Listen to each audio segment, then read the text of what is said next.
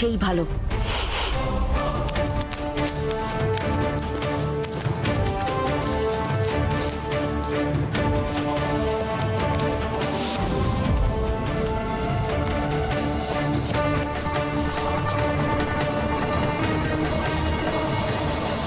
কে রে তুই, পুচকে ছোড়া? আমি ভোলা, তুমি এখান থেকে চলে যাও। আমরা পক্ষীরাজকে তোমার হাতে তুলে দেব না। উফ, এ কি পৃথিবীর দশা! এই পক্ষীরাজকে সবাই তো দেখছে নিজের বলছে।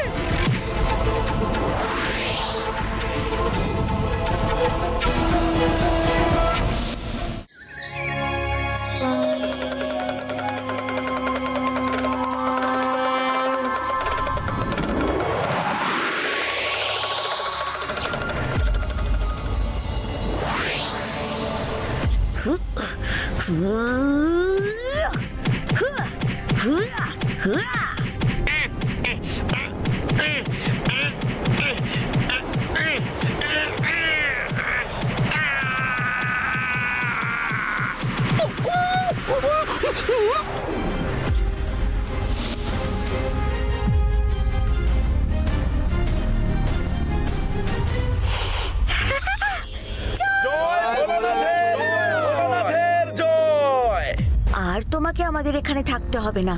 তুমি এবার নিজের মতো চাইলেই রূপনগর যেতে পারো।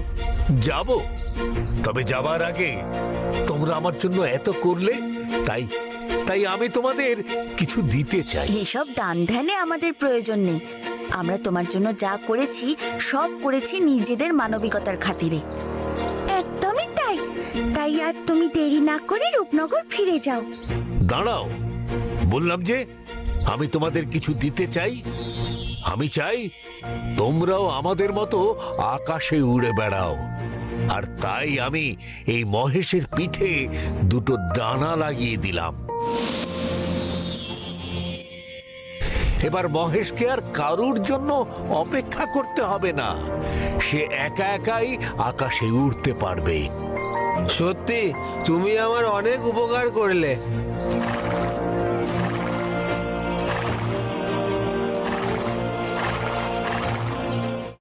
সত্যি পক্ষীরাজের তুলনা হয় না। এবার থেকে তাহলে আমি মহেশের পিঠে চড়েই আকাশে উড়তে উড়তে নতুন খাবারের সন্ধান করতে যেতে পারবো। রোজ বিকেলে মহেশের পিঠে চড়ে উঠতেও পারবো। আমাকেও একটু তোর পিঠে চড়তে দিস ভাই। আচ্ছা বেশ বেশ, তোরা যা যা চাইছিস সব হবে। আমার এই ডানার সাহায্যে আমি তোদের সবাইকে আকাশ পথে ঘোরাবো। একেবারেই না মহেশ, তুই তোর ডানা সবসময় লুকিয়ে রাখবি। যখন দরকার হবে তখনই বার করবি। নইলে ওই পরেশ যেমন পক্ষীরাজকে নিয়ে যাচ্ছিল তেমন তোকেও নিয়ে যাবে সবাই। লোক জানাজানি হলে তোরই বিপদ বেশি হবে। ভোলা দাদা ঠিকই বলেছে, মহেশের ডানা আছে এই কথা আমরা কিছুতেই এই রাজ্যের কাউকে জানতে দেব না। যা, তাহলে আমরা খাবার খুঁজতে যাব না আমরা খাবার খুঁজতে। কেন যাবি না?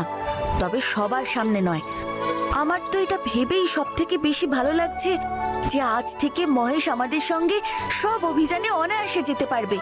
শুধু তাই নয়, ওর পিঠে চড়ে আমরা আমাদের গন্তব্যে পৌঁছেও যাব অনেক তাড়াতাড়ি। এসব কিছুই সম্ভব হয়েছে কেবল তোর জন্য ভোলা। তুই তো সত্যি পক্ষীরাজকে উদ্ধার করলি আজ। তোর জন্যই আজ আমি ডানা পেলাম। তাই তো বলি, ভোলা থাকে যেখানে না না, আজ আমি নয়, যা করেছেন আমার ভোলানাথই করেছেন, আর করেছে ওই পক্ষীরাজ। তাই আর জয়ধ্বনি দেব ভোলানাথের আর পক্ষীরাজের।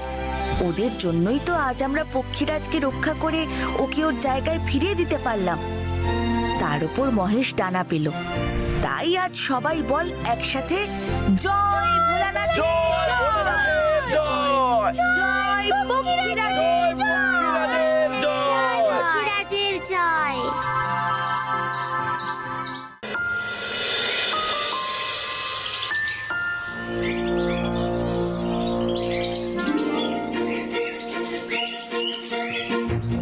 কি রে ভোলা, তোদের মন্দির সাজানোর কত দূর বাকি? শঙ্করী, আনন্দী দিদি, তোমাদের পুজোর জোগাড় হলো? কবিরাজ মশাই যে এক্ষুনি আসবেন রুদ্রাভিষেক করতে। সব হয়ে গেছে পণ্ডিত মশাই, সামনেটা তো পুরোটাই হয়ে গেছে। এরপর শুধু মন্দিরের পিছনটা ফুল দিয়ে সাজানো বাকি। এখনো বাকি? তার মানে তো আবার আমাদের ফুল আনতে যেতে হবে। না, আমি আর পারছি না। তাহলে কি আমায় একা যেতে হবে নাকি ওই বাগানে? ওরে বাবা, ওখানে কত সাপ খোপাচ্ছে, আমি কিন্তু একা যেতে পারবো না, আগেই বলে রাখলাম। উফ, তোমাদের কাউকেই কোথাও যেতে হবে না বাবা। এখানে যা ফুল আছে তাই দিয়ে যা মালা হবে তাতেই আমাদের পুরো মন্দির সেজে উঠবে। তোরা তাহলে তাড়াতাড়ি হাত চালা, আমি মহারাজ আর রানীমাকে ডেকে আনি। ওনারা বলেছিলেন কবিরাজ মশাই আসার আগে ওনাদের ডাকতে। ও সহদেব, ওদিকে একবার গিয়ে দেখো পরেশের ভোগের খিচুড়ি রাধা শেষ হলো কিনা। তারপর দেখা যাবে সব হয়ে গেছে, কেবল ভোগ রান্না হয়নি। আরে বাবা, আপনি অযথাই আমাকে নিয়ে সংশয় প্রকাশ করছেন পণ্ডিত মশাই। পরেশ কথা দিয়েছে যখন, তখন সময়ের মধ্যেই ভোগের সব পদ আমি ঠিক প্রস্তুত করে ফেলবো। তা কি করে করবি? তোকে পই পই করে বললাম গ্রামের দুজনকে সঙ্গে নে, তা কে কার কথা শোনে?